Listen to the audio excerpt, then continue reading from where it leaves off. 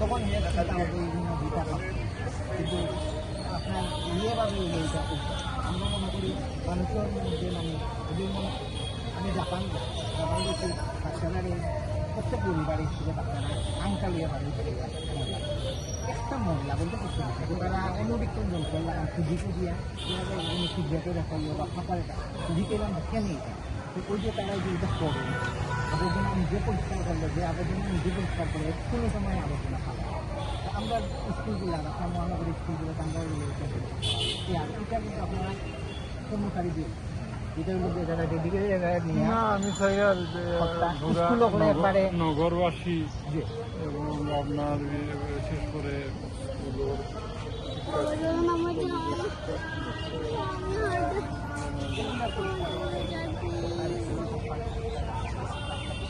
Please চলে যাই। এই যে তার ফিনিশিং আকাশে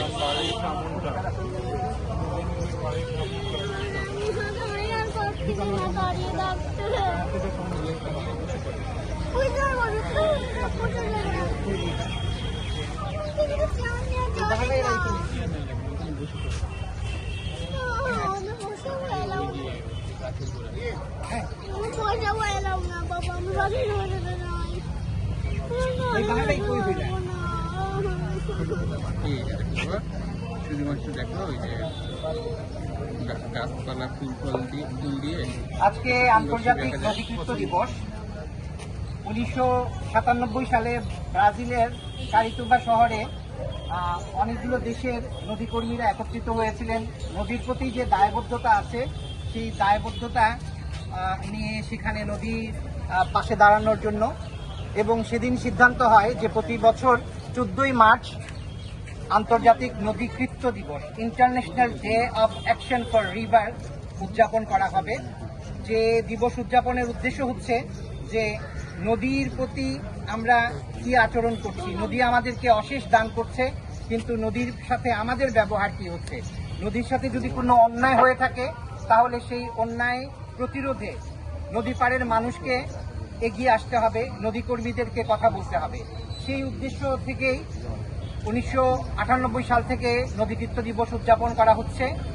বাংলাদেশে 2006 সাল থেকে এই দিবস উদযাপন শুরু হয়। 2008 সালে সিলেটে প্রথমবারের মতো আমরা নদীকৃত্য দিবস উদযাপন করি। আজকে প্রায় 18 বছর থেকে এই দিবস উদযাপন হচ্ছে। যে এই দিবসে ওই বিষয়টির প্রতি বিশেষ মনোযোগ আকর্ষণ করে কথা বলা হয়, মানুষকে একটি দিবসে সমস্যাকে চিহ্নিত করে সমস্যা সমাধানের জন্য পরিকল্পনা করা হয়, প্রস্তাবনা দেয়া হয় এবং যারা দায়িত্বশীল তাদেরকে যুক্ত করা হয়। আজকে সিলেটে সুরমা নদীর তীরে আমরা এসেছি। সুরমা নদীর অন্যতম সমস্যা সিলেট মহানগরীতে যে সুরমাতে প্রচণ্ডভাবে দূষণ হচ্ছে। সুরমা নদীর দূষণে নদী তীরবর্তী এলাকার মানুষ, বিশেষ করে সিলেট নগরের মানুষেরা ছড়া খালে যেভাবে আবর্জনা ফেলছেন, এটা কোনো সমাধান হতে পারে না, এটা কোনো আচরণ হতে পারে না, নাগরিক আচরণ হতে পারে না। সিলেট সিটি কর্পোরেশন নিয়মিতভাবে বর্জ্য পরিষ্কারের চেষ্টা করে যাচ্ছে, কিন্তু একদিকে বর্জ্য পরিষ্কার করা হবে আর আরেকদিকে নাগরিকরা নগরীতে আবর্জনা ফেলবেন, সেটা কোনোভাবেই আমরা মেনে নিতে পারি না। যারা সুনাগরিক তারা এই ক্ষেত্রে কথা বলবেন, মানুষকে জাগ্রত করবেন। আজকে এখানে আমাদের চারুশিল্পীরা তারা সুরমার দূষণের ছবি আঁকছেন। আমাদের মধ্যে এসে উপস্থিত হয়েছেন আমাদের সিলেট সিটি কর্পোরেশনের নবনিযুক্ত প্রশাসক, সিলেটের জনগণের জননন্দিত নেতা জনাব কাইয়ুম চৌধুরী। আমি জনাব কাইয়ুম চৌধুরীকে অনুরোধ করছি, উনি এতক্ষণ ছবিগুলো পরিদর্শন করেছেন, অনেক ব্যস্ত, দায়িত্ব গ্রহণের পর থেকে ছুটে বেরিয়েছেন, দেখছেন সিলেটের বিভিন্ন এলাকায় কি কি সমস্যা আছে, সমস্যা চিহ্নিত করার চেষ্টা করছেন। একজন প্রশাসক হিসাবে সিলেট নগরীর সমস্যাগুলো চিহ্নিত করে তার সমাধানে তিনি কাজ করবেন, আমাদের এটাই প্রত্যাশা। এই সময়ে আমরা সেই সম্ভাবনা নিয়ে আজকে তাকে আমন্ত্রণ জানিয়েছি। তিনি সুরমা নদীর এই সমস্যা নিজে জানেন সিলেট নগরের একজন নাগরিক হিসাবে, এবং প্রশাসক হিসাবে তিনি আমাদেরকে আশ্বস্ত করবেন যে সুরমা দূষণের বিরুদ্ধে সিলেট সিটি কর্পোরেশন আরও জোরালো ভূমিকা পালন করবে, সেই প্রত্যাশা। আমরা এখানে আমাদের মধ্যে সিলেট সিটি কর্পোরেশনের বর্জ্য ব্যবস্থাপনা বিভাগের প্রধান এসে উপস্থিত হয়েছেন কর্নেল একলিম আবেদিন, তিনি এসে উপস্থিত হয়েছেন।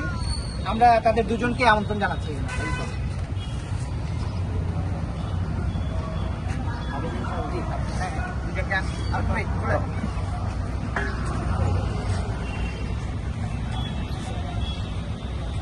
খুবই বৈরী আবহাওয়ার পূর্বাভাস বলছে যে কোনো সময় আবার বৃষ্টি নামতে পারে। এই অবস্থাতে আমাদের চিত্রশিল্পীরা ছবি আঁকছেন। আমাদের প্রশাসন চলে এসেছেন ব্যস্ততার মধ্যে। আমি আমাদের বর্জ্য ব্যবস্থাপনা বিভাগের প্রধান উপস্থিত আছেন। আমি শুরুতে তার কাছে শুনবো সিলেট সিটি কর্পোরেশনে আমরা প্রশংসা করেছি বর্তমানে যেভাবে কাজ হচ্ছে, আমরা চাই সেই কাজের ধারাবাহিকতা অব্যাহত থাকবে এবং আরো জনগণকে সম্পৃক্ত করে আমরা আপনাদের সাথে